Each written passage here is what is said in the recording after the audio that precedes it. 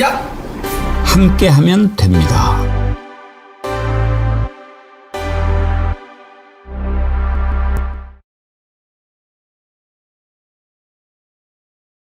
여러분 안녕하십니까, 백운기입니다. 오늘은 여러분과 긴급하게 먼저 이 문제를 한번 생각해 보고 싶습니다. 이재명 대통령이 국민통합비서관으로 강준욱이라는 사람을 임명했는데, 이자는 윤석열의 비상계엄을 옹호하고 이재명이 대통령이 되면 공포의 전체주의적 정권이 될 것 같다고 말했던 자입니다. 임명 소식이 알려지면서부터 이런 자가 국민통합비서관이 될 수 있느냐 반발이 터져 나왔지만, 대통령실은 현재 잘못을 인정하고 있다면서 뜻을 굽히지 않았지요. 급기야 민주당 대표로 나선 정청래, 박찬대 후보 둘 다 자진 사퇴를 촉구하고 나서니까 방금 전에 사퇴했는데 그냥 넘어갈 문제가 아닙니다. 어떻게 이런 자를 비서관으로, 그것도 국민통합비서관으로 임명하는지 인사 시스템을 들여다봐야 합니다. 그렇지 않아도 강선우, 이진숙 장관 후보자 논란으로 이재명 대통령 지지율이 처음으로 떨어진 상황에서 이 같은 일이 벌어졌으니 단순한 사고라고 볼 수 있겠습니까? 실수가 잦으면 고장입니다. 이 자를 정규재 씨가 추천했다고 하는데 정규재 씨도 실망입니다. 그냥 안다고 추천하면 됩니까? 이런 자를 비서관에 앉히려고 폭설이 쏟아지는 아스팔트에서 국민들이 키세스가 됐습니까? 말과 행동은 그 사람을 규정합니다. 이제 자리에서 물러났는데 이 자가 앞으로 어떻게 행동하는지 한번 지켜보도록 하겠습니다. 생방송 백운계 정치 1번지 출발합니다. 예, 정어리 선크림 여러분들 많이 사랑해 주고 계신데 제가 특별히 많이 사랑해 주시라고 부탁드립니다. 정어리 선크림 여러분들께 선물로 드리는데 사실 이게 좋은 거예요. 선물로 막 드리는 게 아니었습니다. 디어루시라고 우리 정어리 TV 공식 협찬사인데요. 디어루시에서 만든 선크림인데 정말 기능이 좋습니다. 자외선 차단 등급도 SPF 50 플러스 최고 좋은 거고요. 여기에 또 뭐 이렇게 백탁 현상 막 이렇게 밀리는 거 이런 것도 전혀 없고요. 주름 개선, 미백 기능 이런 것도 있습니다. 눈도 시리지 않고 정말 좋은 제품 자신 있게. 근데 이것을 이번에 1+1 그리고 2+2 두 가지 구성으로 소개를 해드리는데요. 1+1으로 구입하시면 그릭 요거트 성분이 포함된 고급 클렌징 바를 함께 드립니다. 이 클렌징 바 어제 제가 잠깐 보여드렸는데 이걸로 머리도 감고 얼굴도 클렌징하고 다 쓸 수 있는 아주 좋은 비누입니다. 단순한 비누가 아닙니다. 이 클렌징 바 드리고요. 2+2 구성은 선크림 4개하고 클렌징 바에 5만 원이 넘으니까 정어리 선풍기, 손 선풍기까지 함께 드립니다. 이번에 또 다시 더위가 시작이 되는데 선크림 필수품 아니겠습니까? 많이 많이 사랑해 주시기 바랍니다. 그리고 또 해신탕도 여전히 여러분 인기가 좋은데 아까 빌딩주님 해신탕으로 몸보신했습니다. 댓글 올려주셨는데 너무 잘 먹었다, 또 주문하겠다 이러는 분들이 참 많으세요. 좋은 리뷰가 계속 올라오니까 내일은 한번 정리를 해서 소개를 해드리도록 하겠습니다. 초복 때 이걸로 아주 복다림 하셨다는 분도 많고, 대서가 오늘이었나요?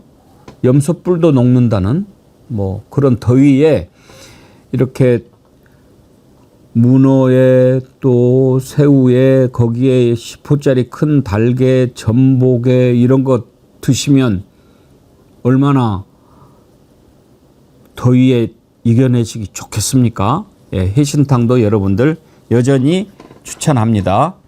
정어리몰에서 소개해드린 상품 많이 많이 사랑해 주시기 바랍니다. 폭우가 끝나고 이제 또 땡볕입니다. 지금 폭우 피해를 입은 곳에서는 복구 작업이 한창인데요. 또 복구하는데 얼마나 더우실까 걱정됩니다. 이럴 때는 비 오면 안 되고 구름이라도 좀 이렇게 햇빛을 가려주면 좋겠는데요. 아무튼 복구 현장에서 애쓰시는 분들, 그리고 아직도 집에 돌아가지 못하고 보호소에 계시는 분들 건강 염려됩니다. 잘 챙기시길 바랍니다. 7월 22일 화요일 아침 함께 하실 세 분 패널 소개합니다. 김진애 전 의원님 어서 오십시오. 네, 안녕하십니까. 반갑습니다. 전혜연 전 민주연구원 부원장님 오셨습니다.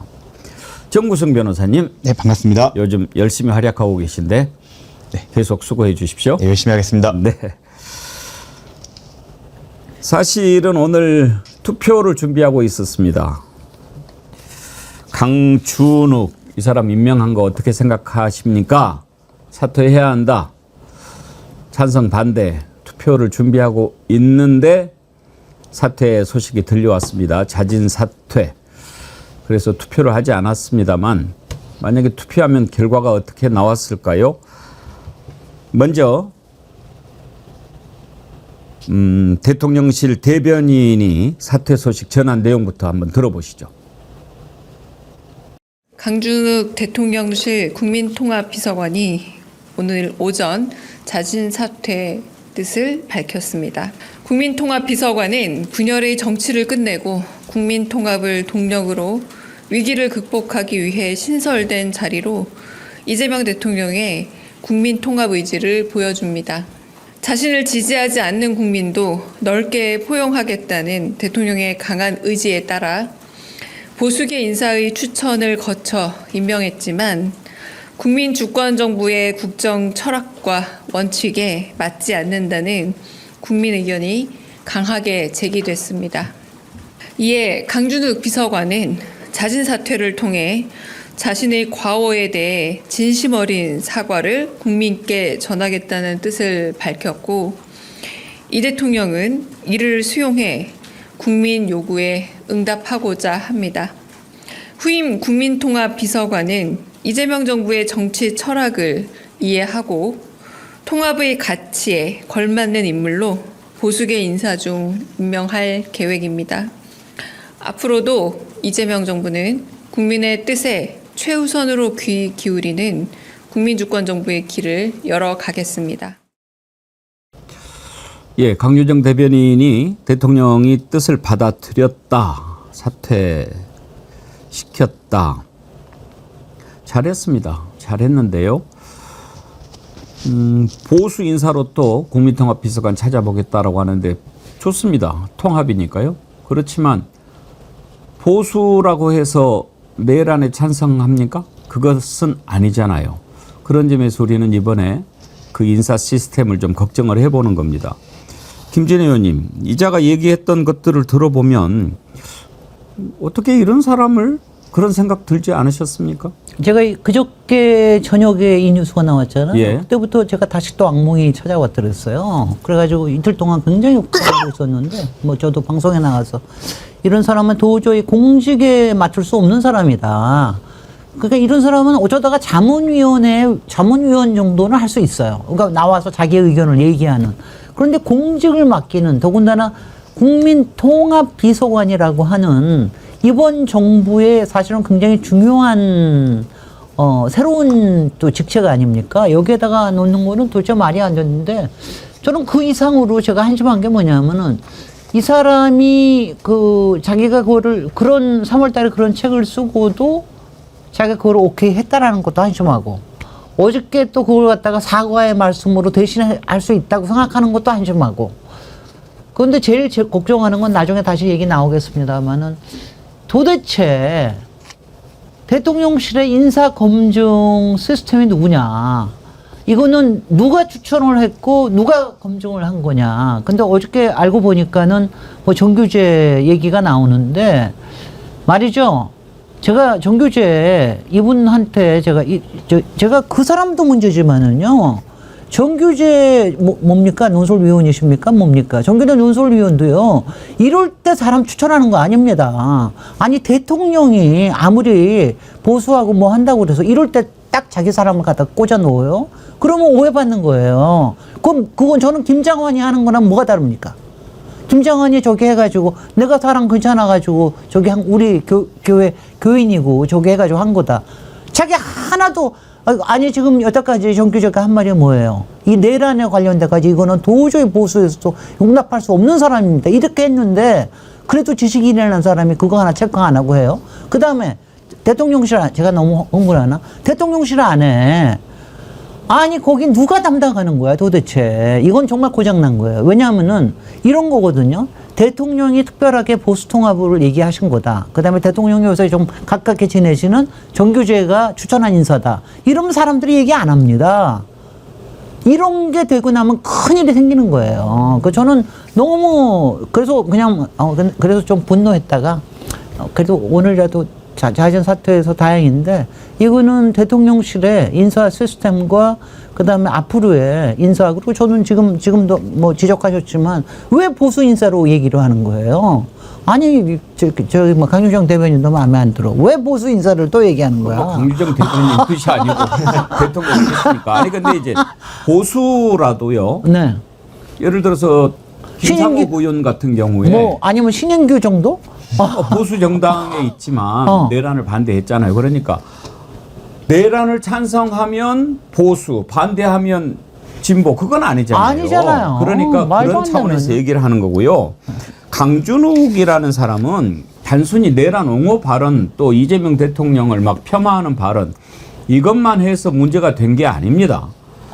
이자가 대법원이 강제징용 불법성을 확인한 판결을 내렸을 때 나는 강제징용이라는 것을 믿지 않는다. 위안부도 마찬가지지만 길거리에서 아무나 무작정 잡아간 것으로 여기기에는 일본인들의 태도가 너무도 존경스러운 수준이다. 이런 얘기를 했던 자입니다. 아니 이런 걸 검증을 해야죠. 어떻게 우리 역사를 부정하고 헌법 정신에 어긋나는 말을 했던 자를 국민통합비서관으로 추천한단 말입니까? 모르고 추천하면 그건 잘못이고 알고 추천하면 더 잘못이죠. 강준욱이라는 사람이 또 이런 얘기도 했어요. 민주당은 빨갱이다. 한번 들어보시죠. 저쪽에는 더불어민주당이 있고 정의당이라는 게 있잖아요. 그냥 느낌상으로 보면 조금 지독한 빨갱이에 그냥 빨갱이 뭐 이런 느낌이 드는데 그죠? 저런 말을 했던 사람입니다. 그러면 말과 행동이 그 사람을 규정하지 않습니까? 나는 그 생각은 달라. 그렇게 말하면 거짓말이죠. 그렇게 말을 해놓고 뭐 시켜준다고 그러니까 제가 좀 잘못한 것 같은데요. 전혜원 원장님은 어떻게 생각하셨어요? 정말 이번 일을 계기로 쓴 약이라는 표현이 나오거든요. 지금 민심이 왜 분노하고 슬프다라는 말까지 나온지를 아마 인사를 담당하시는 분도 또 대통령실에도 새겨듣지 않을까 생각이 듭니다. 사실 여당 내에서도 어제 뭐 난리가 났다 이런 뉴스가 나오더라고요. 그런 의견이 전달된 것으로 아는데 제가 굉장히 속상한 거는 이 사람이 뭐 몇십 년 전에 혹은 청소년 시절에 철이 없을 때 SNS에 글을 올리거나 책을 쓴 것이 아니라 불과 몇 개월 전에 이렇게 내란을 옹호하는 듯한 내용이 들어가 있는 책을 써냈고 무엇보다 가장 역사적 피해자라고 할 수 있는 위안부 문제에 대해서도 마치 일본인들을 존경한다는 식으로 표현을 쓴 것은 굉장히 왜곡된 역사관을 가지고 있는 겁니다.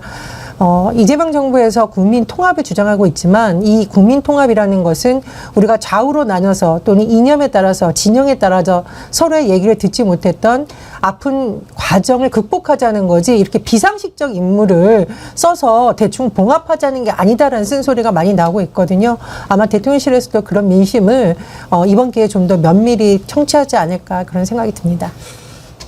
그만두게 돼서 다행인데 우리가 왜 이렇게 합니까? 웬만하면 우리 국민들 지금 이재명 대통령 저희도 그렇습니다. 뭐 이재명 대통령이 신입니까? 아니죠. 그렇지만 잘하고 있지 않습니까? 그래서 잘하는 거 잘한다고 이야기하고 이렇게 어마어마한 폭우가 쏟아져서 피해가 났어도 인명피해도 많이 났고 그랬지만 마음 한편으로는 그래도 이재명 대통령이 막 다잡고 정말 어찌할 수 없는 그런 폭우였지 않습니까? 윤석열 때 이랬으면 어떻게 됐을까 막 이렇게 걱정도 하고 열심히 하는 거 우리가 알지요. 불가항력인 부분들도 있었고요.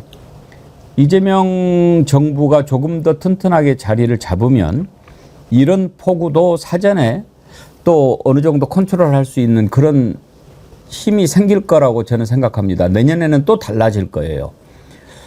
그런데 지금 막 이렇게 인사 관련해서 여러 가지 얘기가 나오는데 우리가 걱정하는 거죠.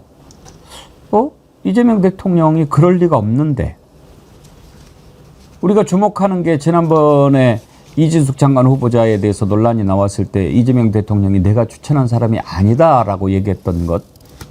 그러면 누가 추천했을까? 이건 지금 추천해서 거르고 검증해서 이렇게 들여다보고 이러는 시스템이 분명히 작동하고 있을 텐데 어쩌다가 이런 사람이 올라오지?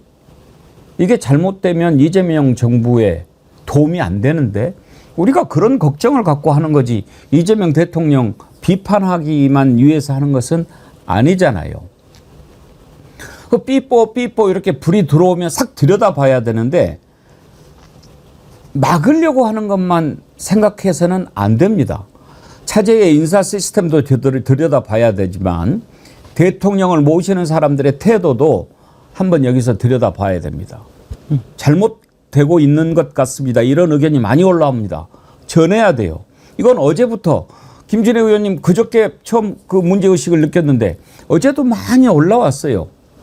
어제도 제가 이 부분을 좀 다룰까 말까 하다가 한번 좀 여론을 지켜보자 했는데 오늘은 이거 좀 안 되겠다 했는데 사퇴를 했는데 어제 이 논란이 나왔을 때도 대통령실 꿈쩍하지 않았어요. 강유정 대변인 어제 발언 한번 들어봅시다. 통합이라는 의도를 살려서 보수 인사의 추천을 통해서 온 그 일종의 비서관입니다. 그럼에도 불구하고 이에 대해서 이제 본인이 많은 국민들에게 설득할 수 있는 그리고 이해할 수 있는 해명을 해야 되는 건 이제 임명을 받은 자의 역할이고 의무라고 봅니다. 이제 그 부분에 대해서 어제 사과라던가 이런 부분이 대통령의 큰 통합의 의지로 인한 임명권을 훼손하지 않을 정도였는지 아니면 잘 반영할 정도였는지에 대한 좀 판단이 필요하지 않을까 싶습니다. 아까 저거 했으니까 뭐 조금만 네. 제가 한마디만 더 할게요. 강효정 대변인 어저께 얘기하는 태도를 보니까는 조금은 이제 유보적인 시각이 보입니다. 근데 제가 그저께 제가 듣고서 너무 한심했던 게 뭐냐면은요. 그리고 제가 굉장히 정말 위기의식을 느낀 게 뭐냐면은 이 사람이 임명이 된 게 사나흘 전이에요. 그러니까 지금부터 한 닷새 전입니다. 그러면은 내정이 된 거는 적어도 2, 3주 전이었을 거예요. 그렇지 않습니까? 국민통합 수석실을 만든다고 한 게 한 달쯤 됐거든요. 그러니까 이거는 이미 상당히 오래 전에 추천이 이미 됐고, 왜냐하면 인사 내정하고 난 다음에 검증하는 시스템이 있어야지 그러고 난 다음에 이게 임명이 되는 거거든요. 그러니까 그 3, 4주 동안 아무도 얘기를 안 했다는 거예요. 이 사람을. 그러면 그건 뭐냐? 정말 내부에서 문제가 있는 거거든요. 이거 마지막에 올라갈 때는 적어도 비서실장을 통해서, 요새는 인사수석이 없기 때문에 비서실장을 통해서 올라갈 텐데 비서실장이 이걸 모르고 있을 수가 있었냐? 그 다음에 그 내부에서도 이런 게 있었으면은 당연히 누군가 문제의식을 가지고 있는 사람이 있었을 거라고. 근데 서로 얘기를 안 하는 분위기가 였다는 거예요, 이게. 그러니까 위기의식이 안 들 수가 없는 겁니다. 그렇죠. 위기의식이라는 표현 적절합니다. 네. 그리고 큰일 날 수 있습니다. 이거는. 이거 저는 그래도 그 기조 자체는 국민 통합이 필요하다라는 기조 자체를 바꾸는 것보다는 국민 통합을 위해서 나가는 좋죠. 근데 기준이 필요하다 이겁니다. 그럼 보수란 무엇인가를 생각했을 때 헌법과 법치를 수호하려고 하는 것, 그리고 전통적인 가치, 상식을 수호하려는 게 보수인 거지. 우리의 헌법 체계와 우리의 역사를 부정하는 건 보수가 아니죠. 그 여러 가지 그 세균들이 들어와야 면역 체계가 강해지고 사람이 건강해지는 것도 사실입니다. 하지만 암세포를 갖고 갈 수는 없는 거예요. 저도 이 기준을 가지고 보수를 통합해야 되는 거지, 뭐 무작정 우리랑 생각이 다르다, 제일 반대편에 있는 사람을 한 명 데려가야 된다, 이런 식으로 진행돼서는 안 되고. 저도 걱정이었던 게 어제 제가 이 얘기를 듣고 컴퓨터를 켜서 검색하자마자 알았어요. 그럼요. 왜냐면 이 책이 3월에 나왔고 거기 서평에 이미 거기에 댓글들이 많이 달려 있습니다. 이것만 확인을 했어도 이 책 읽어봐야 되겠는데, 제가 만약 이 인사 담당자였다면 그 책 읽어봐서 현관펜으로 치고 마킹까지 해서 드렸어야죠. 이게 이루어지지 않았다는 것 같은데, 이번 기회에 정말 이 시스템을 한번 다시 점검하지 않으면 정말 위기가 될 수 있다. 어떤 사람이 들어와서 또 트로이 목마처럼 활동을 하고 개혁을 막고 그리고 철학을 흐트릴 수 있는데 그거를 막는 시스템이 그래도 일찍 드러난 게 부족하다는 게 드러난 게 그래도 차라리 백신 주사처럼 다행이다. 이번에 한번 제대로 아픈 그 절차를 거치고 열을 내서 백신처럼 활동하게 하자. 해야 될 것 같습니다. 예. 이 정도 하겠습니다. 다행히 이재명 대통령이 여론을 이렇게 수렴하고 또 결단을 내렸으니까요. 자진 사퇴했지만 대통령이 정리한 거라고 봐야 되지 않겠습니까? 모르겠어요. 이자가 이제 정말로 생각을 바꾸고 앞으로 한번 보겠습니다만 자신의 행동이 잘못됐다고 뉘우치는지 보겠습니다. 내란에 찬성했던 사람들 지금 내란 정소 중이지 않습니까? 저는 지금 민주당 대표 이제 경선 치르고 있는데 당초에는 정청래 후보하고 박찬대 후보하고 상당히 좀 각축을 벌일 거라고 생각을 했는데 지금 상당히 원사이드하게 가잖아요. 그게 국민의힘이 결국은 그렇게 만들고 있다고 봐요. 김문수 나와가지고 뭐라고 하죠. 전환길이가 내가 당을 먹겠다고 하죠. 그러면서 지금도 내란 세력들이 왕성하게 활동을 하고 있지 않습니까? 그런 상황에서 싸우겠다라고 하는 사람한테 더 힘이 쏠리는 건 당연한 거 아닙니까?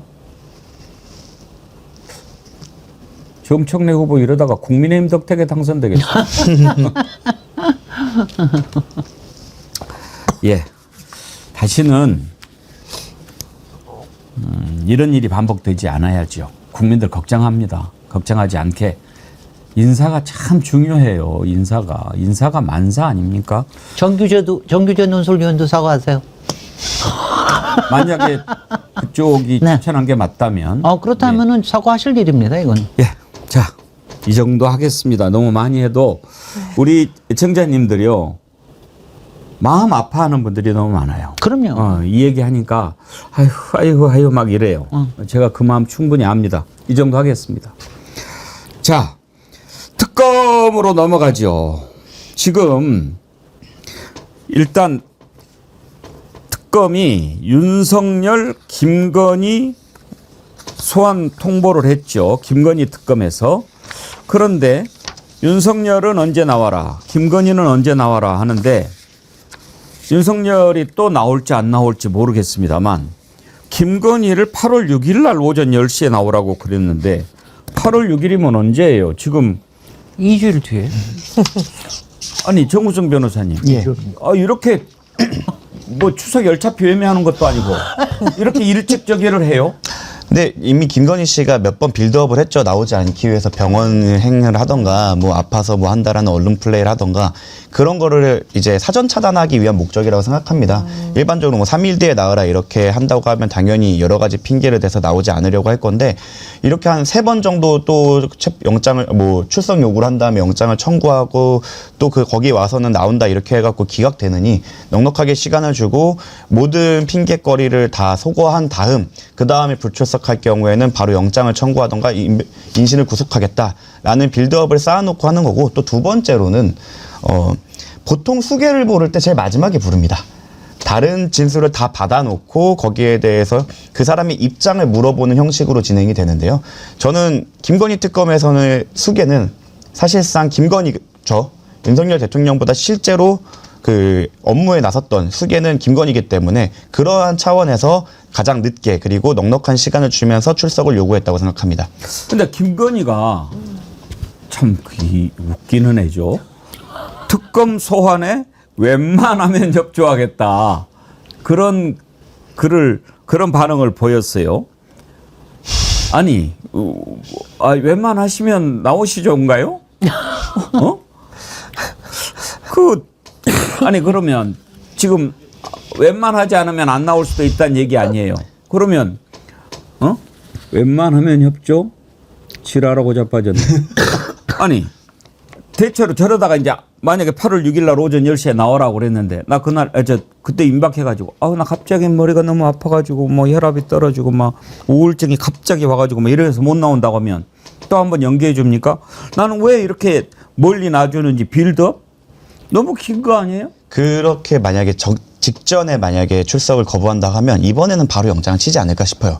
왜냐면은 3일 전 이렇게 했을 때는 조금 명분이 약하지만 우리는 2주나 줬다. 너가 뭐 준비할 시간, 뭐 변호사의 시간, 너가 건강관리나 병원을 갈 수 있는 시간을 줬음에도 불구하고 전날 이렇게 한 경우에는 영장 판사님도 딱 보면 알죠. 이거는 특검이 무리하게 소환 요구를 하거나 체포영장을 친 게 아니라 지연 전략을 이 사람이 피고 있다라는 그런 명확한 김건희의 태도를 보여주기 위하여 잡은 건데 저도 아쉽습니다. 근데 아마 이렇게 해놓고 한 이제 남은 2주 동안 관련자들을 세 차례 불러갖고 조사를 해서 빌드업을 할 거예요. 그래서 애초에 이때쯤 부르는 게 예정이 돼 있는데 그걸 3일 전에 통보하느냐 2주 전에 통보하느냐의 차이라고 생각합니다. 피의자 신분이라고 아예 이제 밝혔지 않습니까? 피의자를 소환해서 조사한다. 조사하다가 바로 영장을 청구할 수도 있죠. 긴급 체포를 한 다음에 영장으로 넘어가는 경우도 있는데 네. 그럴 경우엔 기각의 위험성이 꽤 있습니다. 왜냐하면 이미 출석했기 때문에 도주 우려나 뭐 수사기관의 정당한 부름에 응하지 않을 우려가 없다라고 판단될 수 있기 때문에 그럴 수 있는데 만약에 근데 거기서 애티튜드가 뭐 그 출석만 하고 진술을 안 한 다음에 그렇게 회피하려는 태도가 보였다. 이런 명분이 잡히면 또 달라지죠. 저는 이제 수사의 효율성 측면에서 많이 고려했다고 생각이 드는데요. 일단 제가 이제 취재를 해보면 이 양 특검이 좀 성격이 다르다. 내란 특검 같은 경우에는 윤석열 신병을 빨리 확보하려는 이제 그런 전략을 쓴 거고, 김건희 특검 같은 경우에는 일단 증거를 최대한 수집한다. 관련자들의 진술을 최대한 모은다. 그 다음에 소환하는 방식으로 가고 있다라는 약간 수사 스타일의 차이도 있는 것 같고, 두 번째로 변호사님 말씀 것처럼 김건희가 지난번에 휠체어 타고 막 이러면서 대국민들에게 눈물 호소 작전을 폈잖아요. 이런 건 통하지 않는다. 최대한 많은 상황과 증거를 수집해서 발을 빼지 못하게 한다라는 걸 쓴 것으로 보이는데, 제가 보니까 이게 김건희가 상습적이잖아요. 도이치모터스 재수사팀, 명태균 수사팀으로 4차례 소환 통보 받았을 때도 응하지 않았고, 과거에는 심지어 콜검이라는 말을 정도로 이제 수사팀을 농락한 거죠. 그동안 이제 더 이상 통하지 않도록 철저하게 준비를 하고 있다. 저는 이렇게 생각이 듭니다. 저는 뭐 항상 틀린다고 그러셨으니까. 그러니까는 뭐 마음 편안하게 얘기할 수 있으니까 좋은데, 저는 이번에 이게 소환 예고인데 저는 그냥 구속 예고로 들었어요. 저는 딱 이거 보니까 2주일 전씩이나 이렇게 얘기하니까 정확하게 한 17일 전에 저기 하는 건데, 이건 뭐냐면은 자, 이 정도의 여유를 줬으니까 너 할 수 있는 건 다 해라. 미리 다 준비하지 않고 안 하면은 바로 그 다음으로 간다. 저는 바로 구속 예고라고 바로 들었기 때문에 저는 좀 마음 편안하게 기다리고 있고, 야, 2주일 동안 피를 말리는 것도 괜찮다. 뭐 이런 이미 증거 피를 같은 말리는 다 거 지금 바로. 뭐 취합돼 있지 않겠습니까? 네, 조사하는 사람들을 통해 가지고. 그 네. 2주 동안 네. 이제 핵심 증인들을 더 부를 거예요. 예. 그러면은 김건희 씨 입장에서는 한 명 한 명 불려 나가서 네. 그 사람이 말을 뒤집었다 아니면 이런 말을 했다라는 기사가 매일매일 쏟아질 겁니다. 그거를 지켜보면서 기다리라는 취지예요. 원래 애초에 저는 특검이 이때쯤으로 기획하고 있는데 그거를 미리 통보하느냐, 2주 전에 통보하느냐의 차이가 있었다고 생각합니다. 그리고요, 또 하나가 괜찮게 보인 게, 저기, 윤석열이 29일 날로 예. 해놨잖아요. 그 뒤로 했다라는 거야. 진짜 수계다. 이것도 그렇고. 그 다음에 이제 29일 날, 물론 외환에 관련된 것 때문에 소환하는 거지만, 그날이 공직선거법에 관련된, 그 다음에 공천 개입에 관련된 거를 조사를 할 거거든요. 근데 공천 개입에 관련된 부분은 이게 증거인멸에 관련된 게 가장 우려가 큰 거이기 때문에, 그 다음에 김건희를 불렀다고 하는 건 이건 정확한 구속 예고다. 저는 그렇게 봤습니다. 그래서 좀 마음 편안하게 있으려고요. 윤석열이는 29일 오전 10시에 나오라 그랬는데 나올까요? 저는 나오지 않을 거라 안 나올 생각합니다. 거라고 봅니다. 왜냐면 재판을 갈 때는 네. 이제 출정을 할 때는 옷도 이제 정장으로 갈아입고 이렇게 나갈 수 있지만 수사를 받을 때는 그럴 수 없거든요. 아니 근데 오늘 뉴스 보니까 수사할 때도 원하면은 할 수 있다. 지금도 피의자 하니까 원하면은 사복으로 갈아입고 와도 된다고 그렇게 얘기하던데. 그렇게 달래면서 근데 저는 나오겠죠. 얘기하는 게 이제 사복은 사복인데 이 깻잎 머리는 어떻게 할 수가 없거든.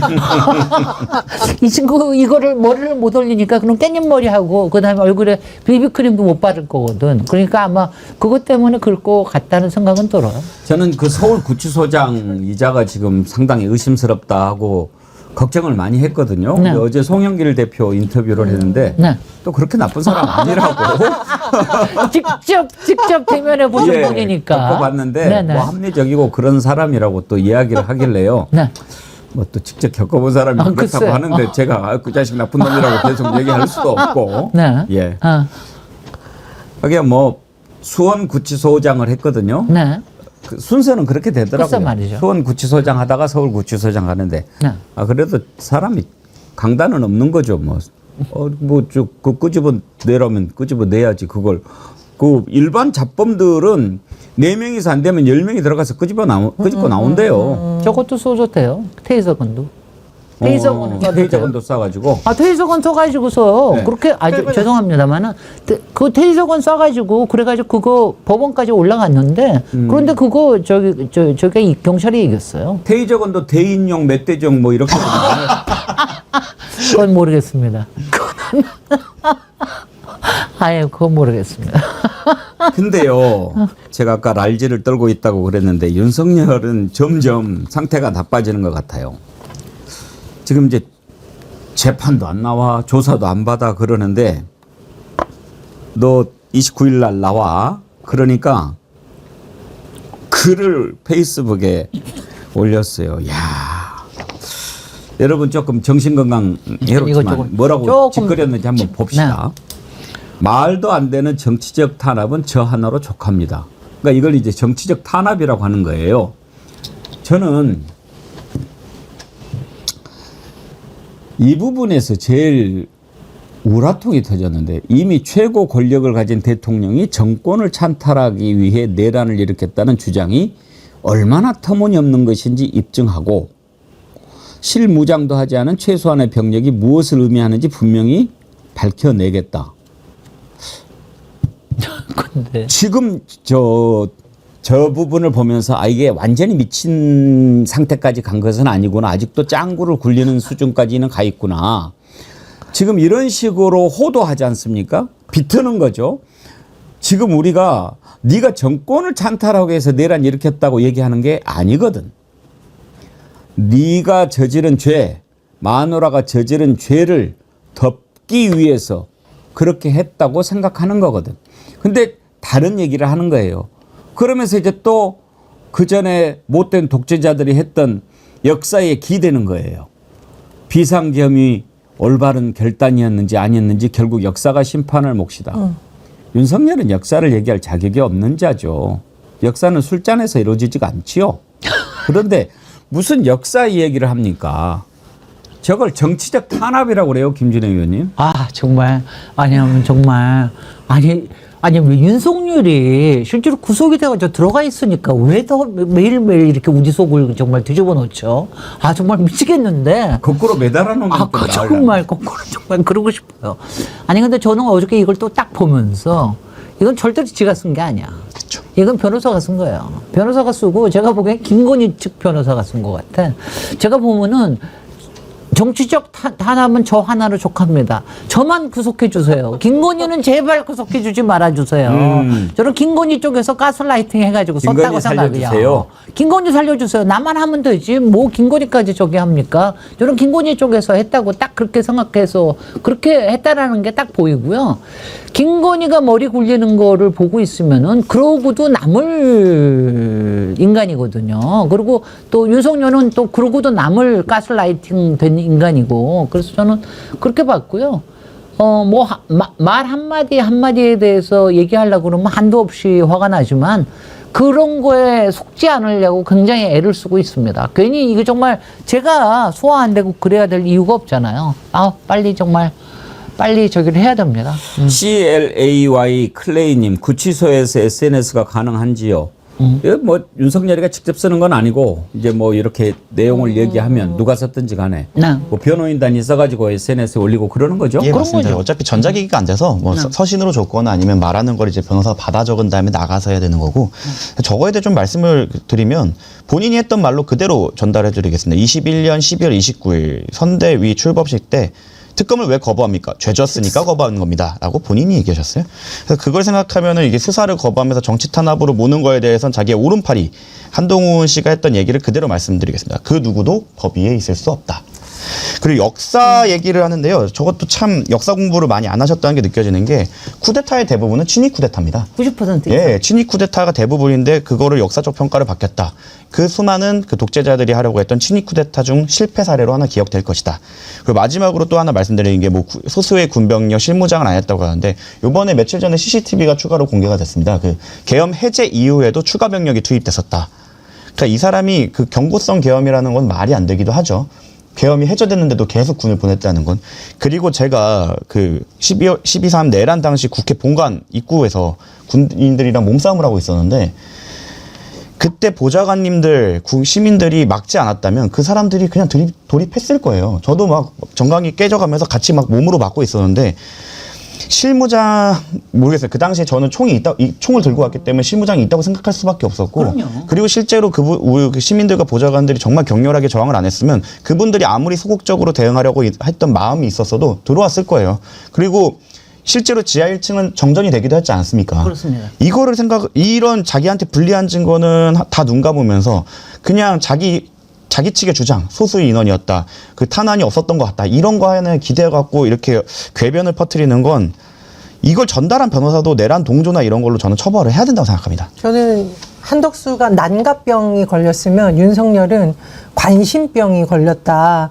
잠시도 대중의 이 관심으로부터 멀어지는 것에 대한 공포감이 있기 때문에 자꾸 이런 글도 올리고 편지도 쓰고 이런다고 보는데, 제가 좀 주목하는 것은 지금 국민의힘 전당대회에 또 돌입하는데 김문수 또 출마할 것 같더라고요. 그래서 이 국민의힘 전당대회 관련해서 여전히 내란 옹호 세로가 결별되지 않고 일부 극우가 여전히 영향력을 미칠 것을 의심할 수 없는 상황에서 또다시 본인이 이런 글을 올려서 그쪽으로 뭔가 계속 영향력을 하고 싶은 마음이 있는 거 아닐까 이런 생각이 들고요.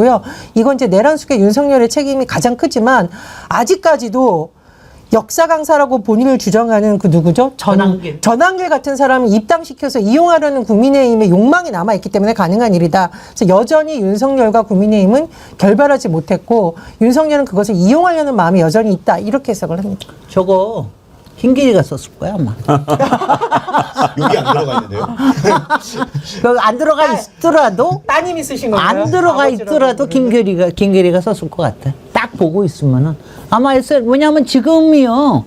왜냐하면 이제 지난번에 모스탄을 가지고 하려고 그러던 작전이 실패를 했잖아요. 그리고 지금 미국이 지금 만만치 않게 또 흘러가고 트럼프도 좀 지금 또 위기를 또 맞고 있기 때문에 그래가지고 그쪽은 안 되겠다. 자, 이제 전환길과 김계리다. 계리와 계리. 우한길, 좌길인가? 어떻게 되나? 하여튼 간에. 그렇게 해가지고 지금 그거 가지고 해야 되겠다. 그리고 거기에 저는 솔직히 지금 통일교나 신천지나 이쪽에 정치 탄압 운운해가지고 종교 탄압 운운해가지고 여기에 펌핑을 하면서 그러면서 하는데 저는 김건희 쪽에서도 상당히 이 부분에 동조를 하고 있을 거라고 봅니다. 웃으면 복이 와용님, 김진애 의원님 오늘은 진짜 정말을 많이 쓰시네요. 얼마나 답답하셨으면 그러셨나요? 네, 정말 못 찾겠습니다. 청개구리님, 역사를 한길이가 가르쳤나 보네. 전한길이 쓰는 역사에는 윤석열 잘했다고 쓸 수도 있겠죠. 책 쓸 실력이 되는지는 모르겠습니다만은. 아무튼 이렇게 특검이 이렇게 활발하게 활동을 하면서 하나하나 드러납니다. 이종섭 전 국방부 장관 말이 계속 바뀌죠. 경로 없었다, 전화 안 받았다, 그렇게 한 것 같지는 않다, 이렇게 싹싹싹 하더니 이제 결국은 전화를 받았다. 그리고 7070은 윤석열이다. 이렇게 실토를 했습니다. 이종섭 입에서 그 말이 나오기까지 딱 2년이나 걸렸습니다. 그저께가 최성병 추모일 아닙니까? 이종섭 지난 7월 8일에 출석했을 때 질문 한번 들어보시죠. 사실 전화는 누구의 전화를 가져요? 네, 그에 대한 입장은 분명히 여러 차례 밝히기 때문에 그건 변함이 없습니다. 이번에 그 2023년 7월 31일 날 02-800-7070 번호랑 44초간 통화하셨잖아요. 당시 누구와 어떤 내용으로 통화하셨던 건가요? 당시 기억 안 날 만큼 해당 번호와 자주 통화를 하셨던 건가요? 국정조사에서 국정조사에서 그러면 정구승 변호사님, 주진우도 곧 부르겠네요. 그쵸. 그것도 이제 점점 찾아가야 되는 일인데 저는 일단 이종섭의 그 저 자백이 진정한 자백이라고 생각하지 않습니다. 왜냐하면 저희가 이걸 그 변호인단에서 의심하는 내용을 말씀을 드리면 이 당시 그 경로가 국가안보실 회의 당시 경로를 했다고 하는데 그리고 국가안보실장이랑 전화를 그 02800-7070으로 통화를 합니다. 그 11시 9분 그 안보실 회의가 끝난 직후거나 안보실 회의가 있는 회의를 하는 도중에 조태용과 통화를 하고 그리고 11시 43분 주진우한테 전화를 걸죠. 그럼 뭔가 법률적인 걸 물어봤겠죠. 그 회의 제 생각에 저희끼리의 추론은 그 안보실 회의를 하면서 법률적인 조언을 받기 위해 주진우에게 전화하지 않았나. 그리고 10분 뒤 군 관계자와 통화를 합니다. 53분에 11시 53분에 그리고 11시 54분 이종섭과 그때 통화가 이루어지거든요. 만약에 윤석열이었다면 그때 안보실 회의를 하고 있는데 안보실장과 통화할 이유도 없고 그리고 그 전 11시쯤에 원희룡의 비서관과 이 전화가 통화를 합니다. 근데 잘 생각해 보시면 대통령이 장관과 통화할 때 장관이랑 직접 통화를 하지 비서관 전화로 전화를 하지 않거든요. 그것도 참 이상한 부분입니다. 그리고 제가 이것도 너무 궁금해서 이거 취재한 기자님들한테 다 전화를 돌려서 확인했는데 02800-7070 번호가 한 전화기에 고정된 전화번호가 아닙니다. 네, 거기서 여러 대의 전화기에 연결되어 있는 번호고 대통령이 쓸 수 있는 대통령의 권한을 가진 자가 전화를 할 수 있는 그러니까 전화기는 여러 대인데 번호는 7070 하나로 돼 있다. 그쵸. 이 말씀이죠. 그걸 사용할 수 있는 건 뭐 V1, V0겠죠. 예. 그렇기 때문에 이러한 다른 사정을 고려한다고 하면 이게 과연 윤석열이 사용했을까에 대해서는 좀 의문이 있다. 그렇기 때문에 그리고 이종섭의 자백 경위를 보면 점점 한 칸씩 밀려가는 걸 보실 수 있습니다. 이게 전형적인 이제 범죄를 숨기려고 하는 사람들의 습성인데 자기가 불리하다라고 하면 하나씩 거시기거나 좀 덜한 죄로 계속 그 자백을 하는 거거든요. 저는 그 일환이라고 생각하고 7070 번호는 V0였을 것이다. 그렇기 때문에 당시 양평으로 인해서 민원 전화나 해결할 것이 있었기 때문에 비서관과 통화를 했고 그렇기 때문에 안보실 회의 중임에도 불구하고 안보실장과 통화가 필요했고 법적인 지식이 전혀 없기 때문에 법률비서관과 통화해서 질문을 해야 됐고 그 다음에 군 관계자한테 통화를 해서 뭔가 사전 작업을 한 다음 그 다음 이종섭과 통화를 했다. 그거에 대해 뒷받침판 하나가 더 있습니다. 윤석열이 이종섭이랑 통화를 02800-7070으로 한 이후에 8월 2일부터도 소통을 많이 합니다. 하지만 02800-7070 이용하지 않아요. 그때는 당시 저희한테 저장되어 있던 번호는 윤석열 검찰총장 개인 핸드폰 번호로 합니다. 그렇다는 얘기는 윤석열은 애초에 이종섭이랑 통화하고 싶었을 때는 자기 핸드폰으로 했다는 거예요. 근데 원래 7070을 쓰던 사람이면 7070을 계속 써야 되는데 갑자기 8월 2일부터는 핸드폰을 쓴다. 이것도 참 이상하거든요. 그리고 저희가 당시 재판부에서 윤석열의 통신 기록을 받아보진 못했지만 그걸 받은 사람들의 통신 기록을 확보해서 임기훈, 신범철 그 차관이죠. 임기훈 국방비서관이고 이런 사람들이랑 통화할 때도 02800-7070이 아니라 개인 핸드폰을 썼음을 확인했습니다. 좀 양태가 다르죠. 통화를 하는 게. 그걸 생각하면 이종섭의 자백은 그냥 한 칸 물러난 것에 불과하다. 이것은 조금 더 수사가 이루어지고 주변인들과의 수사가 이루어지면 아마 더 새로운 진실이 나타나지 않을까 생각합니다.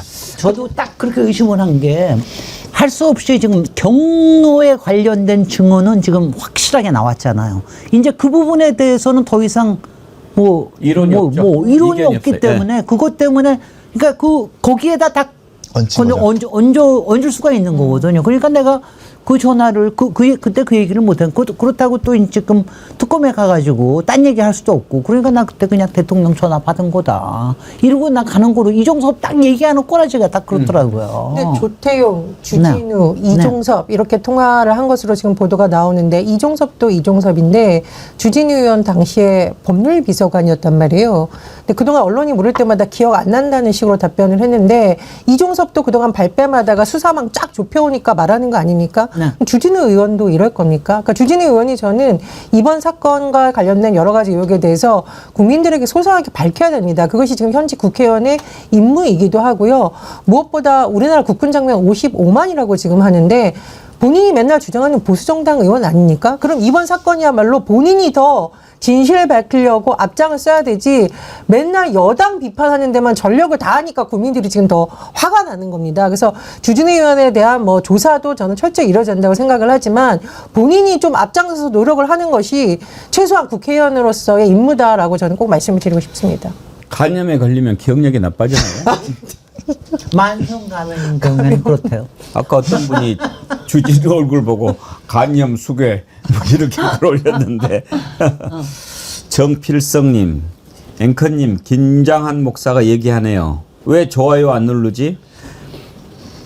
그러네요. 좋아요, 맞아요. 저기 있네. 11,800. 어허, 근데 그러면은? 좋아요는 제가 보면은 우리 애청자님들 일부러 제가 말할 때까지 기다리고 기다리는 있어요. 거야. 딱 기다리는 거야. 얄미워. 아, 왜 좋아요 안 누르지? 이게 무슨 뜻인지 아세요, 김진애 의원님? 왜요? 그게 김장한 뭐예요? 목사가 어허. 아, 아멘. 왜 하면 안 하냐고. 이제 김정한 아이. 목사급이네. 아멘. 지금 올라가고 다들 좋아요. 있는데 좋아요. 네. 끝나기 전에 눌러주셔야 됩니다. 배동호님, 좋아요 저는 누르고 들어왔는데 시간이 촉박할 땐 가끔 잊어버릴 때도 있습니다. 잊으신 분 꼭 눌러주세요. 예, 좋아요 눌러주세요. 근데요, 대체로 보면 아주 재미있으면 또 잊어버리기도 해요. 예, 좋아요 눌러주시고 제가 지난번에 깜짝 놀랐던 거 말씀드렸죠. 세상 여기 와서 보면서도 구독을 안 누른 분이 계셨더라고요. 그럼요. 오, 깜짝 놀랐어요. 지금 갑자기 1000단위로 막 올라가는데. 그러니까 일부러 안 누르고 안 계시죠. 누르고 되는 거야. 아, 그리고 다 잊어먹고 있어요. 솔직히. 예, 좋아요 안 눌러도 보실 수 근데 있지만 예. 제가 김건희의 지금 김건희 변호사와 김건희의 작전이 다 그럴 거 아니에요. 내가 직접 한 거 없습니다. 그거 다 그쪽 해가지고 제가 무슨 권한이 있습니까? 저는 뭐 공직이 있는 것도 아니고 제가 어쩌다가 뭐 남편한테 좀 얘기한 거는 좀 있습니다. 그리고 뭐 좀 처지가 딱한 거 좀 얘기한 거는 있습니다. 이러고 넘어가려고 그럴 거거든. 그러니까 하나같이 그러니까 김건희는 그거로 벗어나. 그리고 왜냐하면 생각을 해보세요. 저기 윤석열은 아무리 해봤자 무기징역이야. 어? 어떻게 거기다가 더 얹어봤자 무기징역이야. 근데 김건희는 그나마 뭐라도 조금이라도 줄이려고 지금 그러면서 서로 그럴 것 같아서 자칫하면 그게 통해질 것 같다는 생각은 듭니다. 아니요. 근데 제 생각 좀 다른 게 이게 네. 삼부나 도이치모터스 같은 개인 비리 같은 경우에는 김건희 씨가 엮여 있다는 게 사정이 너무 많이 드러나 있고 특히 도이치모터스는 거의 수사가 그 도장만 찍으면 되는 상황이었는데 막힌 거였죠. 그래서 네. 이런 것들이 있기 때문에 김건희 씨도 징역은 피하기 쉽지 않을 것이다. 네. 분명히 말씀해 주신 전략으로 나올 겁니다. 근데 그렇게 되면 이제 실무자들에게는 죄수의 딜레마가 생기죠. 만약에 윗선이 내가 김건희가 윗선이 아니라고 하면 자기가 뒤집어져야 되는 상황이 될 겁니다. 뒤집어 쓰는 상황이.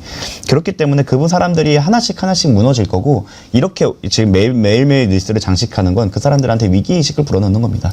지금 속보 뜨는 거 보니까 세계 특검이 조태용이나 이종호 관련해서 압수수색한 거를 공유하겠다라고 하면 제가 보기에 되게 좋은 수사 방식이라고 봅니다. 각각 했는데 이건 이제 짜맞출수록 네. 빠져나갈 구멍이 점점 없어질 거라고 생각을 하고 그동안 발뺌하거나 모른다고 했던 사람들도 도저히 증언을 막 함부로 할 수 없는 상황이 됐다. 저는 좀 이렇게 봐서 그래서 잘못하면은 내가 뒤집어 쓰게 네. 되는 상황이 나올 거예요. 실무자들이. 그렇게 됐을 때는 이제 저희 변호인단은 그때 그런 상황이 오면은 보통 이렇게 말하거든요. 빨리 던지자. 위로 던지고 그분이 알아서 할 거. 그분은 우리보다 힘도 강하고 돈도 많을 테니까 그분이 알아서 해결할 테니까 우리는 빨리 선처받자. 이 전략이 분명히 나올 겁니다. 그리고 그거를 위해서 특검이 지금까지 이렇게 언플부터 시작해서 자료를 흘려주시는 거라 생각하고 훌륭한 수사 기법이고 시간이 필요할 뿐이다.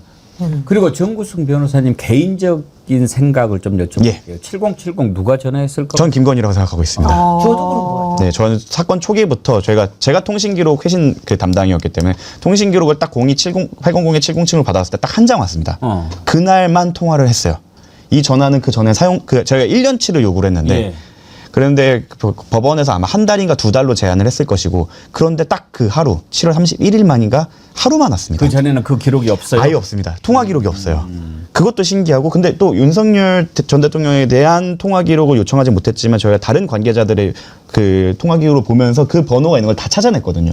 근데 또 웃긴 게 그 전까지는 또 윤석열 전 대통령이 그 휴대폰을 되게 왕성히 사용을 합니다. 그걸 봤을 때는 이게 패턴이 좀 다르다. 그럼 인물이 달라야 된다고 생각을 해서 저는 초기부터 김건희 씨라고 생각하고 있었습니다. 그리고 여쭤본 김에 하나 더. 그 전에 우리가 어렴풋이 생각했을 때는 임성근이 이종호를 통해서 구명을 시도했고 이종호가 김건희한테, 김건희가 윤석열한테, 그래서 윤석열이 경로 쇼를 하고 임성근을 빼줬다. 이렇게 생각했는데 지금 김장한 목사 또 이영훈 목사 이런 얘기가 나오지 않습니까? 그러면은 우리가 생각했던 그 루트가 아니고 이쪽 루트였을 가능성이 더 크다고 봐야 합니까? 그거는 좀 얘기가 다릅니다. 저희가 맨 처음에 이제 변호인단이 저희가 사실상 수사를 하는 것처럼 진행을 하지 않았습니까? 저희가 생각했을 때 임성근이 과거 진급할 때에 대한 첩보를 많이 들었었는데 정말 전방위적으로 전화를 돌렸다고 합니다. 진급할 때도 그랬는데 자기가 정말 사면 초과에 처했을 때는 얼마나 전화를 많이 했을까. 그러니까 저희는 최소 루트가 3개 이상일 것이다 라고 생각을 했고, 그중에 루트 하나가 이제 그 김규현 변호사 공익제보를 통해서 밝혀진 루트일 것이고, 사실 저희가 그 주의 깊게 봤던 건 그 고석 예. 라인이었습니다. 그 라인을 저희가 봤던 거고, 사실 이 종교 라인은 저희도 예상을 못했는데, 근데 3개 이상이라는 건 결국 맞았죠. 맞아요. 왜냐하면 워낙 그거에 대해서 그 전화를 많이 하시던 분이라. 여기도 찌르고 저기도 네, 찌르고 그랬을 어디가 겁니다. 될지 모르니까. 그러니까 아마 그걸 전화를 만약에 수련받는 대통령 혹은 김건희 입장에서는 각 처에서 계속 구명이 올라온다고 생각을 하면 이 사람은 이렇게 괜찮은 사람인데 왜 이런 거 갖다가 사단장을 해야 되냐라는 반응이 나오게 만들지 않았을까. 그래서 근데요. 예. 네. 근데 확실히 기대가 되긴 되는 게, 이번에 왜 어저께 나온 거 있잖아요. 그 왜 건진하고 김건희하고 사이에 문자가 오갔다는 거, 예. 통일교에 별동부대를 만들어가지고 했다라는 거. 이것도 기대가 안 됐던 거예요. 그런데 나온 거거든요. 그리고 요번에 제가 솔직히 제일 놀랬던 게 김정한 목사를 압수수색을 했던 건데, 분명히 뭔가 통화에 관련된 기록이 있지 않으면 도저히 그 사람을 압수수색을 했겠어요. 그렇죠. 그러니까 그것처럼 분명히 김건희가 했던, 누구의 공직자한테 했던 이 국정 개입과 국정농단에 관련된 게 없을 리가 없다고 생각을 해요. 저는 어디선가는 나온다. 그게 지금 검찰 특검이 지금 확보하고 있을 수도 있고, 분명히 저는 이제 일단 재판으로 넘어가면 분명히 안 나올래 안 나올 수가 없다. 그 핸드폰을 많이 바꿨잖아요. 네. 그 관계자들이. 어허. 그리고 그런데도 불구하고 왜 이제 와서 압수수색을 하냐 이런 비판이 있을 수 있는데, 네. 생각보다 이제 저희같이 형사 전문으로 하는 사람들이 아니면 그래도 나옵니다. 글쎄 말이죠. 저 어떤 상황도 봤냐면 그 핸드폰을 바꿨는데 동기화를 다 걸어놓은 거예요. 네. 그래서 바꾸자마자 삼성 스위치라고 해서, 왜냐면 정치인분들은 그럼요, 특히나 요새는 다 전화번호가 중요하니까. 그럼요. 삼성 스위치를 하면 그 전에 데이터가 거의 그대로 가거든요. 물론 포렌식에서 지운 자료는 안 나오지만 그런 식이거나 아니면 그 이후에 이제 범죄를 숨기기 위해 모의하는 정황들, 전화, 메시지 이런 것도 다 나오기 때문에 아마 거기에서 특검이 좀 뒤늦은 압수수색이었지만 거기서 뭔가 얻지 않았을까. 제가 알기로는 뭐 메시지가 좀 나왔다고 들었습니다. 분명히 예. 네. 그런 것들이 이제 살아나오면서, 그리고 나올 거예요. 아마 저기 이제 김장한 목사를 비롯한 그 루트는 저희도 몰랐기 때문에 아마 본인들도 예상을 못했을 거예요. 그럴 거예요. 그리고 그렇기 때문에 뭐 안티 포렌식이나 뭐 핸드폰을 뭐 이렇게 하는 절차를 아마 안 밟았을 거고, 이번 압수수색을 통해서 좀 많은 것이 나왔을 거라 생각합니다. 네, 그럴 것 같아요. 오늘 기대가 지금 됩니다. 김계환 전 해병대 사령관 구속 심사하고 있지 않습니까? 영장 발부 가능성을 어떻게 보십니까? 사실 지금 혐의 자체가 모해 위증입니다. 예. 그러니까 다른 혐의는 보다는 지금 저희도 사실은 이번에 수사에 들어갔을 때 봤던 게 그거고요. 근데 저는 제가 예전에 그 윤석열에 대해서 물어보셨을 때 100%라고 말씀드렸는데, 이번에는 99%라고 말씀드릴 수밖에 없는 게 혐의가 좀 약해요. 네, 뭐 지금 그때 혐의들은 좀 어마무시한 혐의들이었고, 이미 증거인멸의 우려들이 너무 많이 나왔기 때문에 제가 다 호언장담을 했는데, 이번에는 일단 혐의가 모해 위증이고, 두 번째로 이제 모해 위증의 증거들은 사실은 그 국회에서 말한 거 다 녹음돼 있죠. 예. 그리고 법정에서 나온 거 5개로 저도 갖고 있습니다. 이런 것들이 있다고 판단할 수도 있기 때문에 약간의 여지가 없지는 않습니다. 하지만 특검이 그 이외의 사유들도, 그러니까 증거인멸 이런 부분에 대해서도 추가적으로 조금 더 잘 갈무리했을 거라 생각을 해서 99% 말씀드리겠습니다. 근데 저는 이게 국회에서 위증하거나 이런 거에 대해서는 법원이 좀 엄격하게 보셔야 된다고 생각이 듭니다. 특히 일반 범죄도 물론 문제이지만 최상당 특검과 관련해서 국회에서 아주 구체적으로 한 질문, 예를 들면 박정훈 대령한테 VIP 경로설 얘기한 적 있냐 없냐를 했을 때 없다. 국회 증언감정법상 위증 혐의인데, 이런 걸 우리나라가 그동안 너무 좀 가볍게 다룬 것이 아닌가 생각이 듭니다. 물론 뭐 국회법상 처벌할 수 있는 건 다른 건 있겠지만, 이런 여러 가지 상황을 볼 때 이번에는 법원에서 구속영장을 발부하셔서 이런 부분에 대해서 약간 단죄적 의미도 같이 부여해 주시는 게 국민 정서에는 맞지 않나, 또 이런 생각도 들어요. 그리고 또 예측을 하자면 김계환 전 사령관의 경우에는 구속이 되면 금방 말을 바꿀 겁니다. 제가 좀 내재적 친밀감이 생기게 그분의 통화기로, 그분의 메시지, 그분의 발언을 거의 1년 내내 보다 보니까 이분이 굉장히 우유부단한 분이에요. 그래서 아마 지금도 사실 저희는 그 특검이 불렀을 때 당연히 입장을 180도 바꿀 거라 생각했어요. 왜냐하면 자기는 혐의가 뭐 다른 것처럼 직권남용 이런 거라기보다는 사실 모해 위증밖에 없거든요. 근데 모해 위증은 내가 모해 위증했다. 그리고 모해만 빼주십시오. 아니면 위증한 거에 인정하면서 그거에 대해서 바로잡는 과정이 있다면 사실 말씀하실 때 아직은 형량이 강하지 않기 때문에 그 부분에 대해서 충분히 선처를 받을 수 있었거든요. 근데 우물쭈물 하다가 박정훈 대령님이 총대를 메고 나간 것처럼 지금 우물쭈물 하다가 자백의 타임을 놓쳤다고 봅니다. 근데 이분이 구속이 되면 현실을 깨닫게 될 겁니다. 뭐 전직 대통령도 아니기 때문에 독방을 받거나 이러기도 쉽지 않을 거예요. 들어가면 정말 덥습니다. 그리고 이제 다리를 펴기도 쉽지 않은 상황. 왜냐면 해병대 사령관이셨기 때문에 덩치가 뭐 키는 크지 않으시지만 덩치가 작을 것 같지는 않거든요. 이제 그런 걸 생각을 하면 제가 오래지 않아 구속이 된다면 자백으로 전환을 할 것이다. 우리 일반 애청자님들을 위해서 모해 위증이란 누군가를 처벌하기 위한 목적을 가지고 예. 위증을 하는 경우를 모해 위증이라고 해서 일반적 위증보다 더 강하게 처벌을 합니다. 그렇군요. 누군가를 해할 목적으로 예, 맞습니다. 네. 위증을 한 거니까. 그리고 이게 김기환 사령관 제가 자료를 좀 찾아보다 깜짝 놀라는 게 군사법원에서 이렇게 얘기를 했어요. 영웅 심리와 해병대의 역사와 전통을 흔들어서는 안 된다. 이게 보도에 나왔는데 이거 누구 비난한 얘기냐 찾아보니까 박정훈 대령 비판한 거잖아요. 구속해야 된다고 봅니다. 구속해야 됩니다. 그 제가 왜 김기환 구속에 대해서 좀 그 약간 궁금해하냐면 김용대 드론사령관 구속영장이 기각이 됐잖아요. 그래서 왜 김용대는 기각이 되죠? 이게 법원의 설명을 좀 보면 이제 혐의 자체가 허위 공문서 작성 등의 혐의입니다. 아직 외환으로 나아가기에는 증거가 사실 부족하다고 생각이 되는 것 같고, 그리고 여러 가지 저도 이제 보면서 그 인상 깊었던 부분이 법원에서 사실관계를 인정한다. 라는 그 이유를 댔어요. 그러면 밖에서는 세게 얘기했지만 사실 재판 들어가서는 특히 이제 적부심리나 영장실질 같은 경우는 비공개로 진행되는 경우가 많은데 그때에는 또 다르게 대응을 했을 수도 있습니다. 사실 인정합니다. 이렇게 했을 수도 있기 때문에 그 부분이 제일 컸을 것이다. 사실관계를 인정을 했고 증거들도 수집되어 있다. 그 출석 상황 및 진술 태도를 말하는 걸 보면 그 언론을 대할 때의 태도와 다르게 들어가자마자 납작 엎드렸을 수도 있다.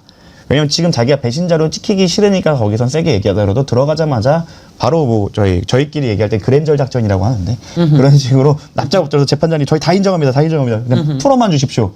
이렇게 하는 전략을 쓰지 않았을까.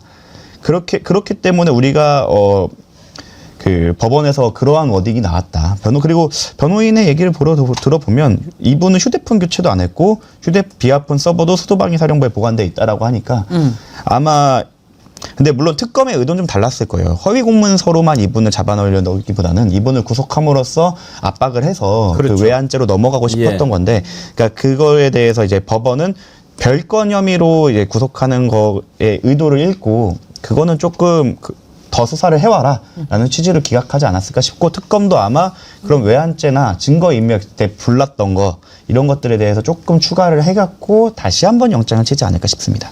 저는 김용대 사령관이 특검 조사 받으러 가면서 기자들 질문에 답할 때 내가 윤석열 대통령한테 직접 지시를 받지는 않았다 이렇게 얘기한 것에 주목했거든요.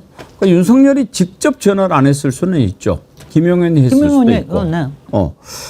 근데 이제 자꾸 본인이 외환죄에 엮여 들어가는 것에서 벗어나기 위해서 뭐 그런 식으로 하지 않는다, 뭐 군사 작전이다 그러면서 뭐 그렇게 한다고 전쟁이 일어납니까? 이렇게 지금 핑계를 대던데요. 한번 들어보시죠. 근데 저는 지금 생각해봐도 비상계엄과 우리 이 작전이 연결고리가 전혀 없다고 저는 생각을 합니다. 왜냐하면 이제 저 연평도 포격 도발 아시나요? 옛날에 연평도 포격 도발이 있었잖아요. 실제 포탄이 날아다니고 해도 전쟁은 그렇게 쉽게 일어나지는 않습니다. 연평해전도 서로 이제 무력 충돌이 있었잖아요. 그렇게 돼도 전쟁은 그렇게 쉽게 일어나지는 않거든요. 근데 우리가 이걸로 좀 뭐 작전을 몇 번 했다고 도발 유도다? 너무 크게 프레임을 가지고 가는 것 같습니다. 지금 옆에 서 있는 사람이 변호인이죠. 변호인이 뭔가 코치를 해준 것 같은데. 아니 저 사람이 유서 썼다고 그러는 사람 아니야? 맞습니다. 맞습니다. 아니 근데 유서는 왜 썼어 그러면은? 저렇게 얘기하면서 유서는 왜 썼어 왜 도대체? 저한테 물어보죠? 아니 제가 하도 눈에 불을 켜고 저는 화가 그것도 나가지고. 변론의 일환이라고 생각을 합니다. 아니 네. 이게요 지금 저 논리를 가지고 하니까 그럴 수도 뭐 이렇게 생각하는데 드론을 어디다 띄웠습니까? 김정일이 집 위에다가 띄워가지고 추락을 시켰지 않습니까? 그게 연평도에 포탄 서로 몇 발 왔다 갔다 하고 이거하고 비교가 됩니까? 우리가 북한을 아는데. 그리고 이거 봉지욱 기자님이 말씀하시는 걸 들었었는데 김정은 있는 이곳뿐만 아니라 그 아버지 할아버지 묘역 쪽으로도 날렸다. 아 그래요? 그거는 못 참겠지. 약간 이런 식의 얘기도 도나 봐요. 그래서 그런 건 취재가 좀 더 돼야겠지만 그런 식으로 도발을 한 건데 그 참 준비가 잘 된 변론이다. 그 혐의가 돼 있는 허위 공문서 작성이나 이런 거는 인정해서 구속 사유를 낮추고 별건 수사 때문에 나를 잡는 거라는 프레임을 딱 잡고 거기에 대해서 방어권을 보장해달라. 그러니까 그냥 변론이 잘 된 거고 그 특검에서 그 외환죄와의 연결고리를 좀 더 찾거나 아니면 증거인멸 부분을 좀 더 강조해서 재구속 영장 신청할 거라 생각합니다. 근데 그럴 거면은 북한에 무인기 보낸 거 관련해서 허위 문서 작성했다. 이거는 뭐 자꾸 군사적 보안이라고 주장하는데 이게 말이 그건 되는 혐의를 겁니까? 인정했죠. 인정하고. 그러니까 이게 밖에서는 저렇게 지금 보면 허위 공문서 작성을 안 했다라는 식의 말은 하지 않습니다. 했는데 군사적 보안 때문에 어쩔 수가 없었다. 보안 때문에 그러니까 군사적 보안이라는 변명을 대고 이제 법원에 가서는 사실관계 다 인정합니다. 법적 평가만 다른 거니까 이건 제가 재판 가서 다툴 수 있게 밖에서 하게 해주십시오라는 전략을 짠 거예요. 그래서 윤석열 쪽 변호인보다는 정말 능력이 있는 분 같다. 저도 그렇게 봐요. 하지만 특검이 조금만 연결고리나 구속사유, 즉 증거인멸을 했던 정황이나 이런 부분들을 보강해서 재구속을 신청했을 때는 그때는 쉽지 않을 것 같다라고 생각합니다. 앞으로는 특검 내용들을 하나하나씩 좀 이렇게 정리를 해서 설명을 좀 드려야 할 것 같습니다. 막 쏟아져 나오니까요. 근데 또 사실은 이게 다 연결이 돼 있어요. 최병 특검, 김건희 특검, 내란 특검이 별개의 특검이 아닙니다. 생각해 보면 최병 특검은 이런 식으로 그냥 비튼 거고 그것이 문제가 돼서 본인이 걸릴 것 같으니까 내란을 일으킨 거고 그 중간에는 항상 김건희가 있었고 이게 완전히 삼위일체예요. 네? 지금 그런 식으로 움직이는 거 아닙니까? 김건희 특검이 저는 항상 지금 60명, 내란이 60명, 김건희가 40명, 최병이 20명이지 않습니까? 근데 김건희를 더 많이 했어야 되는 거 아닌가 그런 생각이 들어요. 김건희 혐의만도 16개 아닙니까? 그것도 문제인데 이제 어제 문건일 변호사가 나와서 얘기했어야 되는 부분인데 저희가 사실 그 강혜경 씨가 공익제보했던 내용을 사실 검찰이 좀 지역 토착비로 축소 은폐하려고 했던 시도가 분명히 있지 않았습니까? 그거를 저희가 막기 위해서 이번에 문건일 변호사가 자료를 바리바리 싸들고 특검에 갔는데 거기서 만난 검사가 그때 창원지검의 검사입니다. 아 그래요. 그때 만난 수사관이 그때의 수사관입니다. 예, 거기에 있던 분들이 다 거기 가 계세요. 예, 저희가 3명을 그 명단을 보고서 3명을 찾아냈는데 그 명태균 그 수사단에 있던 검사와 수사관들이 꽤 아직 거기 들어가 있습니다. 그리고 명태균 게이트만 하더라도 하나의 특검이 진행될 만큼 사실 게이트 아닙니까? 그 수많은 정치인들이 연관돼 있고 너무 많은 것들이 견져 있고 이것만으로도 다시 탄핵이 가능하고 사실 이게 트리거가 돼갖고 그 12.3 미상계란까지 간 건데 거기에 만약에 그 담당자 3명이 있고 파트마다 지금 그 검사가 한 6명씩 뭐 5명씩 이렇게 배속된 것 같은데 그 3명이 기존 검사다. 뭐 지금은 응원을 하고 제가 지켜보고 있지만 뭐 명태균 씨 지금 막 안 나온다고 하고 있죠. 만만하게 보고 재판에서 막 그 검사랑 죽을 등 살등 막 쌍욕까지 하면서 싸웠던 명태균이 나 검사랑 친하다라고 요즘에 주장하고 있습니다. 근데 그 검사가 지금 거기 가 있는 거예요. 지켜보고 있습니다. 저희가 진짜로 이거 어영부영 지나간다고 하면 이 내란 특검, 그 김건희 특검은 진짜로 나중에 한번 다시 토파봐야 될 경우가 생길 수도 있고 당에도 제가 항상 요청드리는 게 다른 특검은 모르겠습니다. 왜냐면 내란 특검 같은 경우에는 기간이 1년 정도로 한정돼 있어요. 왜냐면 그 살펴봐야 될 기간이. 최상병 같은 경우에는 공수처가 자료를 다 많이 수집을 해놨습니다. 김건희 같은 경우는 그 심지어 청장 때부터 시작해갖고 직전까지 다 알아봐야 되는 기간도 길고 당사자도 많고 사건도 많은데 거기에 저희끼리 얘기할 그 어린 친구들께서 임포스터가 몇 명이나 숨어 있는지 모르겠다. 글쎄 말이죠. 그거를 생각을 꼭 하셔서 당에서는 이거 뭐 추가 발의를 하셔갖고 기간을 늘리던 규모를 확대하던 아니면 이후에 특검이 아닌 뭐 별도의 수사기관을 통해서 뭐 상설 특검을 통해서 계속 수사를 하게 하던 이런 식으로 뿌리 뽑지 않으면 명태균 씨 어영부영 그냥 놔주고 어영부영 방송하면서 다시 또 정치 브로커로 나서게 되는 꼴을 우리가 볼 수도 있습니다. 지금 김건희가 변호사도 4명밖에 안 쓰겠다 그러잖아. 그러니까 김건희가 벌써 짜하게 계산이 쓴 거예요. 이거 하는 거 보니까. 그리고 여기에 몇 사람 뭐 내가 뭐 저기 할 수 있는 사람 몇 사람 있고 해가 나 계산이 쓴 것 같아. 그래서 저도 조금 불안해요. 앞부분에 제가 인사 시스템 얘기했는데요. 최근에 지금 마약 게이트 관련해 가지고 아주 목소리를 높이고 있는 백혜령 경정 있잖아요. 네. 백혜령 경정이 가장 우려하는 게 또 검찰입니다. 왜냐하면 그 마약 사건과 관련해서 정말 수사를 받아야 할 자가 지금 검찰의 최고위층에 있다. 이걸 정말 걱정하더라고요. 그러면서 관련된 증거를 최대한 모아서 정리가 되면 한번 나와서 얘기를 하겠다.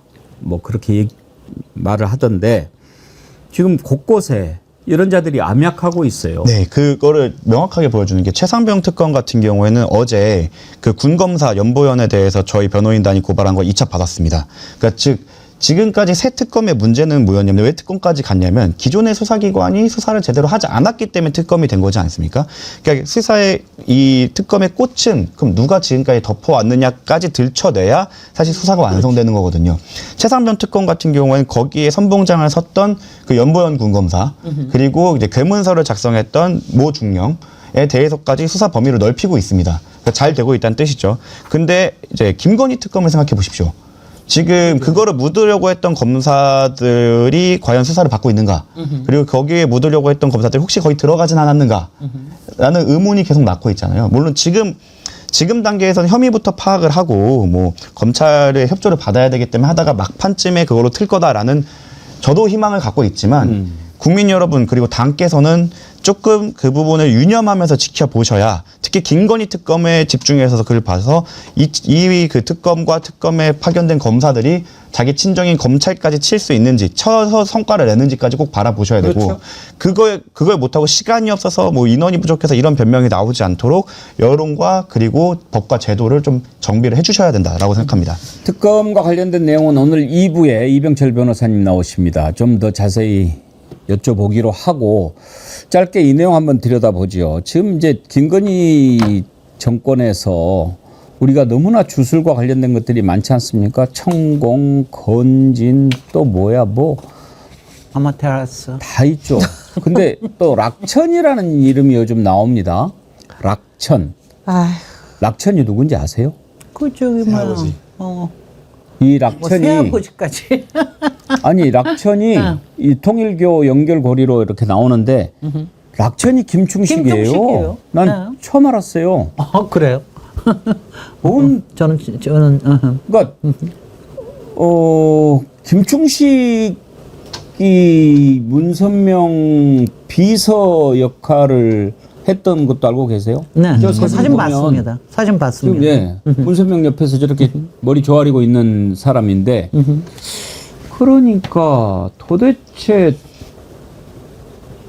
처음엔 천공이 제일 높은 줄 알았어요.